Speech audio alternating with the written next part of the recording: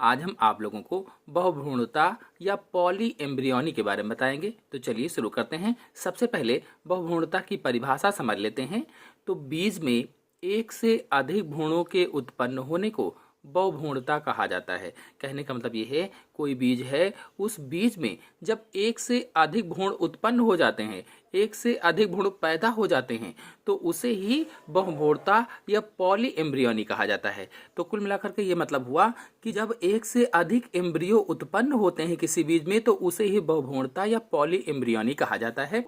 यह जिम्नोस्पर्म पौधों की प्रमुख विशेषता होती है, यानी जो अनावृत बीजी पौधे होते हैं उनकी प्रमुख विशेषता है, लेकिन एंजियोस्पर्म पौधों में भी पाई जाती है। यानी जो आवृत बीजी पौधे होते हैं इनमें भी कुछ पौधों में पाई जाती है, जैसे सिट्रस कुल के पौधों में ये पाई जाती है सामान्य घट्टा के रूप में। तो सिट्रस कुल में कौन कौन से आएंगे, जैसे चकोतरा है, नींबू है, संतरा है, मौसमी है, तो ये सिट्रस कुल के पौधे होते हैं। बहुभ्रूणता में युग्मनज या जायगोट दो या दो से अधिक भागों में बढ़ जाता है। यानी इसमें जो जायगोट है या युग्मनज है वो दो या दो से अधिक भागों में विभाजित हो जाता है, बढ़ जाता है, और प्रत्येक भाग से एक भ्रूण बनता है। एक अगर दो भागों में बटा है तो दो भ्रूण बन जाएंगे, एक तीन भागों में बटा है तो तीन भ्रूण बन जाएंगे। यानी दो भागों में बटा तो क्या बताया गया है कि प्रत्येक भाग से दोनों भाग एक एक भ्रूण बना लेंगे। जैसे क्रोटोलेरिया है, निम्फिया है, आदि पौधों में होता है। क्रोटोलेरिया में है, निम्फिया में है, बिल्कुल ऐसे ही होता है, दो भागों में बढ़ जाता है और दोनों भाग अलग अलग भ्रूण बना लेते हैं। कभी कभी बीजांड में एक से अधिक भ्रूणकोश होने पर प्रत्येक भ्रूणकोश भ्रूण बनाता है। भ्रूण क्या है, तो एम्ब्रियो कहा जाता है भ्रूण को, और भ्रूणकोश को एम्ब्रियो सैक कहा जाता है। मतलब कभी कभी ओव्यूल में एक से अधिक एम्ब्रियो सैक होने पर, ओव्यूल जो होता है उसमें एक से अधिक जो एम्ब्रियो सैक होते हैं, तो एक से अधिक एम्ब्रियो सैक होने पर प्रत्येक एम्ब्रियो सैक भ्रूण बनाता है। हर एक एम्ब्रियो सैक जो होता है, भ्रूणकोश होता है, वो भ्रूण का निर्माण करता है, जिससे बीज में एक से अधिक भ्रूण बन जाते हैं। यानी सीड में एक से अधिक एम्ब्रियो बन जाते हैं। बहुभ्रूणता की खोज एंटोनी वान ल्यूवेनहॉक ने सन 1719 ईस्वी में संतरे में की थी।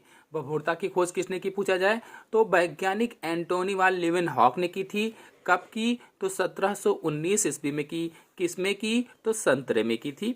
चलिए जानते हैं कि बहुभ्रूणता कितने प्रकार की होती है। तो टाइप्स ऑफ पॉली एम्ब्रियोनी के बारे में जान लेते हैं।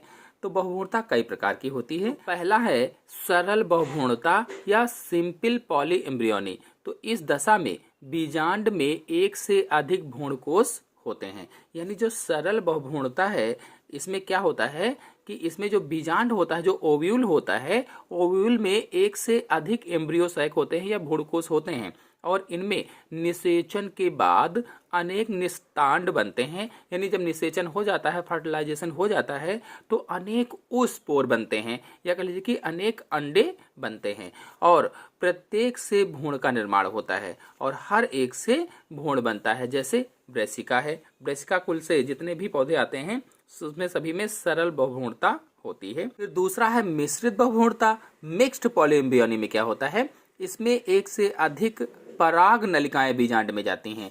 देखिए सरल बहुभ्रूणता में क्या था कि उस दशा में एक से अधिक भ्रूणकोश होते थे, जिनमें निषेचन के बाद अनेक ओस्पोर बनते थे। लेकिन मिश्रित बहुभ्रूणता में क्या है कि इसमें एक से अधिक पराग नलिकाएं हैं जो बीजांड में जाती हैं। एक जाती थी, लेकिन यहाँ पर क्या है, एक से अधिक पराग नलिकाएं बीजांड में जा रही हैं, ओव्यूल में जा रही हैं।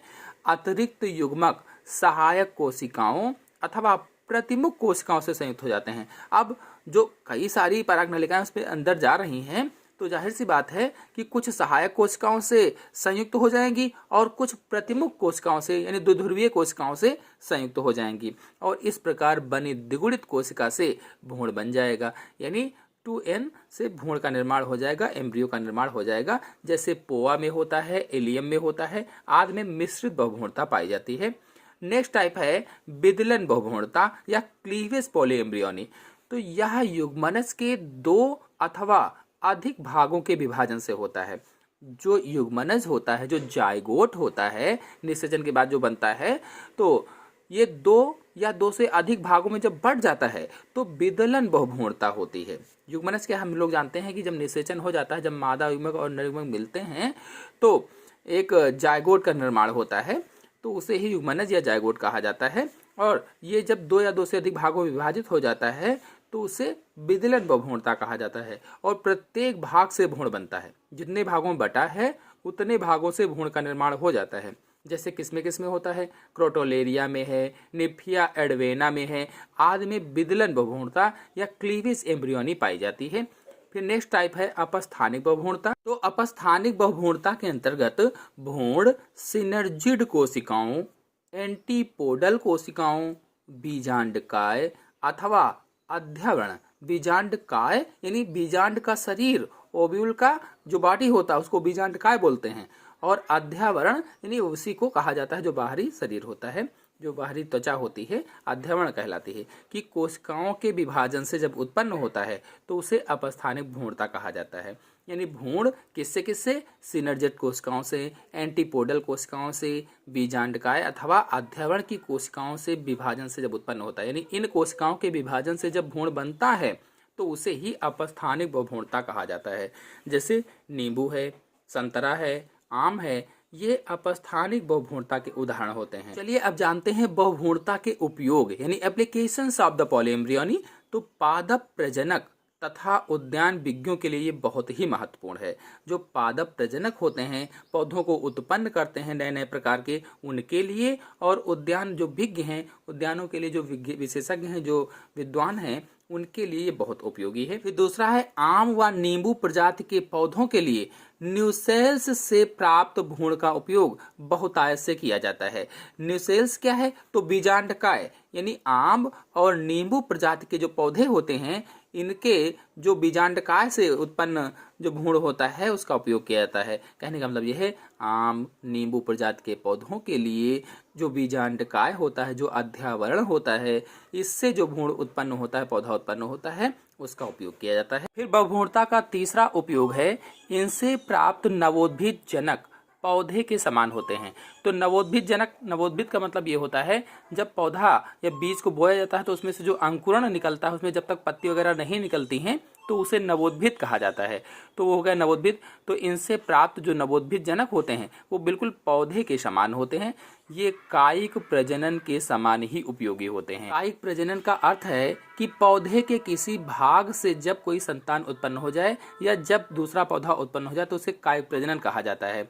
कायिक प्रजनन ये अलैंगिक प्रजनन के अंतर्गत ही आता है और इसमें बिना जनन के ही जब पौधे उत्पन्न हो जाते हैं तो कायिक प्रजनन के समान ही ये बिल्कुल उपयोगी होते हैं।